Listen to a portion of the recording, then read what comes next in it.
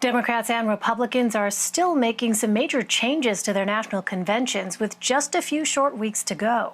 Officials have announced Joe Biden will no longer travel to Milwaukee, Wisconsin to accept the Democratic nomination.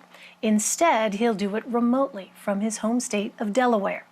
Meanwhile, President Trump is still considering several locations for his acceptance speech.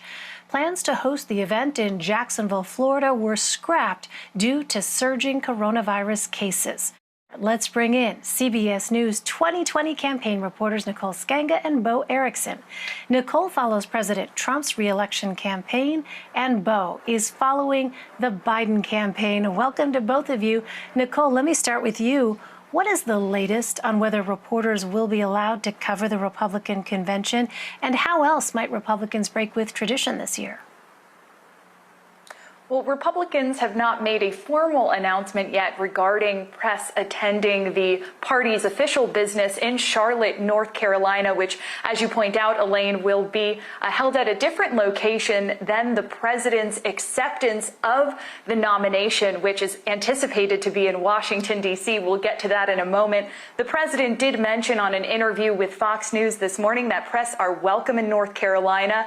That is a welcome sign. It would be sort of a shocking precedent to close press out of any party's nominating convention. But all eyes were on the president's acceptance speech today when he told Fox News that he was considering making that address from the White House. And Republicans involved in planning the convention and those familiar with the convention planning have told CBS News that the South Lawn is one consideration for that nomination speech. We also know, based on what the president has said, that there will be a variety of live streams and live events that will be happening similar to a normal convention. Those will be happening at other locations, possibly around Washington, D.C.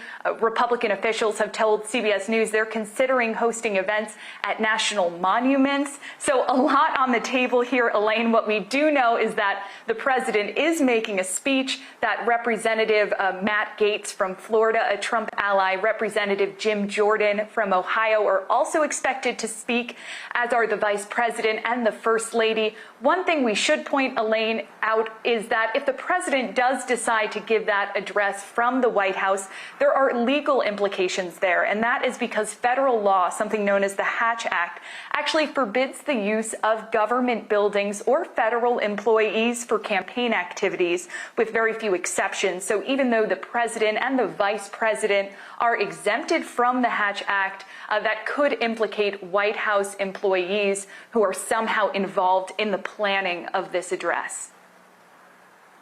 And Nicole, we have also learned that President Trump's campaign is now requesting an early start to the presidential debates. What's their reasoning?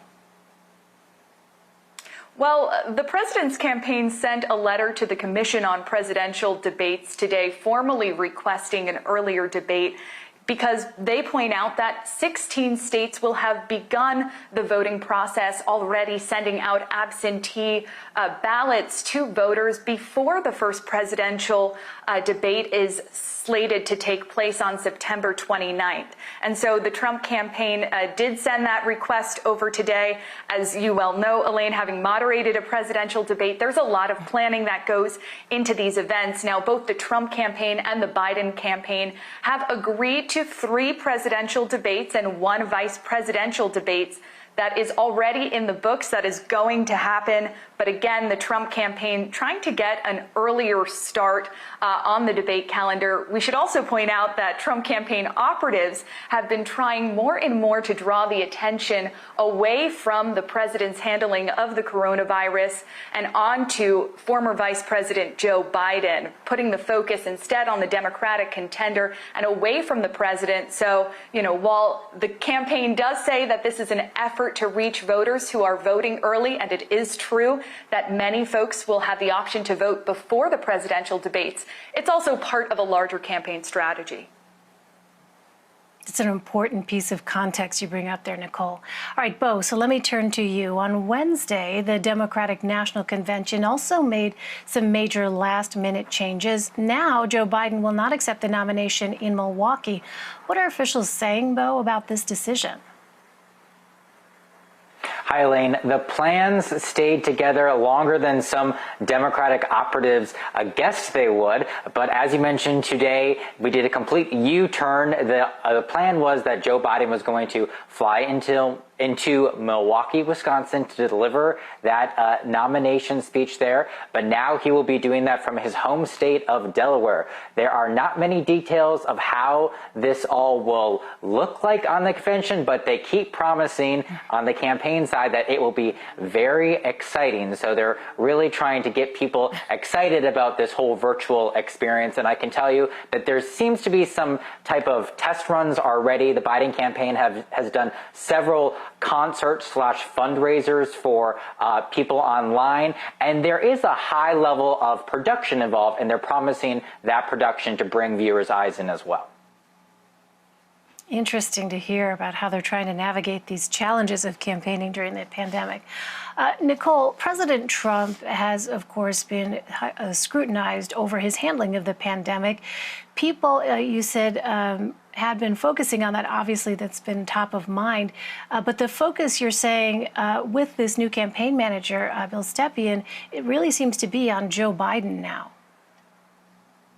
Absolutely, and campaign officials and Republican operatives tell CBS News in conversations recently that the campaign is really trying to take the attention away from President Trump and throw it on to former Vice President Joe Biden. They feel that that's a strategy that worked back in 2016, that voters felt compelled to cast their ballots for then candidate Donald Trump because perhaps they didn't like Secretary Hillary Clinton. Now, again, 2020 looks very different from 2016. The president is amid a global pandemic, and his handling of that pandemic has been scrutinized. He did an interview with Axios that aired earlier this week, and when asked about coronavirus deaths that surpassed 150,000 in the United States, the president said, "It is what it is." The Biden campaign, as Bill will tell you, then turned that into a campaign ad. And so it is difficult for Trump campaign officials to take the focus away from the president's handling of the coronavirus pandemic. But new campaign manager Bill Stepien has tried. He stopped all television advertisements for 6 days last week, and he did a total reset, instead investing money into states that are going to be voting early this time around. So pouring dollars into Arizona, Florida, Georgia, and North Carolina, where over half of voters cast their ballot early or absentee before Election Day in 2016. So the campaign being strategic about the calendar and, again, trying to draw the attention to Joe Biden, to compare him to the radical left, and to try to attack him, taking the attention off the president. Well, speaking of advertising, Bo, Joe Biden's team will be rolling out a major advertising campaign of its own. Which states is it targeting in these final months, and what will the messaging be? This is what the Biden campaign wanted to talk about today, not the convention. They wanted to talk about what they're calling the largest political advertisement on TV ever purchased by a presidential candidate before. They are arranging a $280 million buy, both on TV for $220 million and the rest on digital, targeted at 15 states, the battleground states like Arizona, Florida, Ohio, Pennsylvania, Michigan, of course, some others. And they say they are going to bring their message via paid media. As Nicole mentioned, they're going to talk about the pandemic because yesterday on a call, the top echelon of the Biden campaign said the president is not talking about the pandemic. He's talking about them, Joe Biden, their candidate, so they want you to talk about the pandemic. I saw one ad today, and it featured a couple down in Florida, and it showed them essentially trapped in their house in the villages of Florida, talking how they cannot see their grandkids because they do not think that President Trump handled the pandemic well. And so they're usually trying to use emotion to really bring in people to their camp. All right, Nicole Sganga and Bo Erickson, so great to see you both. Thank you very much.